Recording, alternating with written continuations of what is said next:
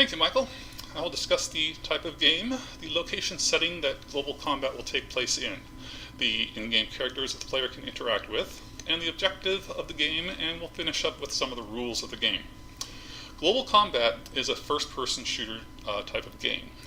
However, we're going to offer two different player perspectives. The first will be the traditional first-person shooter where the player is actually in the body of the character, seeing through their eyes, so that wherever the character turns, that's what the player will see. The second version that we're going to offer is where the player is actually slightly behind the main character, so that you'll be actually watching the main character as they interact throughout the game. Provides a little richer experience for some players. We're going to have 4 different types of playing modes. First will be a training mode, where the player can just get used to the controls of the game, see how the main character interacts with those controls, explore some simulated cities, and check out both of the first-person shooter modes so they can see which one they like best. Then we're going to have a single-player mode, where it's just one player playing the computer, and then we're going to have 2 types of multiplayer modes. Both of these modes will have full live chat capability. The first multiplayer version we're going to have is just a LAN-based connections, not internet, just local area network, where anybody that's connected to the same local area network can join the game.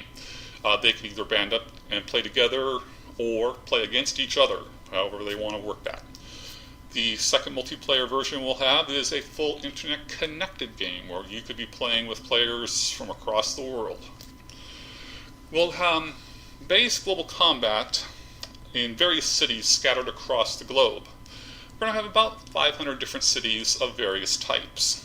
Some of those types are going to be residential, like your basic residential neighborhood with houses and families, such as that. We'll also have industrial complexes in cities where there's going to be construction and other types of businesses and things of that nature. And then we're also going to have military bases. This is where the global armies are going to be stationed. And those will be a little bit tougher to take off than the other two. We're going to have different types of terrain to offer a full player experience. We're going to have desert terrain, mountainous terrain, forest terrain, and jungle terrain. This should give a good 3-dimensional feel to the game as the players like walking through the forest. You can see the trees up ahead as you're walking by the trees, going up mountains, down mountains.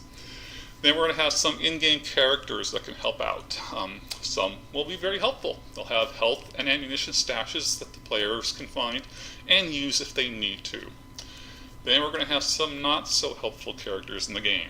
These are the global armies that are going to be stationed in the military bases and cities, as well as amongst some of the industrial and residential cities, so you'll have to watch out for those as well.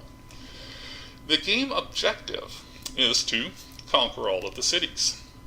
The way to do that, and here are some of the rules of our game, is that in single player mode, to conquer a city, you have to eliminate all of the in-game troops that are milling about, and you have to locate all of the health and ammunition stashes that are around all the different cities.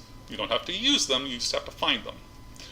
In the multiplayer modes, in both of them, you'll not only have to do the things that we did in the first player mode, which is eliminate all the in-game military troops and find all the health and ammunition stashes, but you'll also have to eliminate all of the other players if you're playing in that mode. If you're not joined as a team and you're actually in there against each other, you have to eliminate all of those before you can win.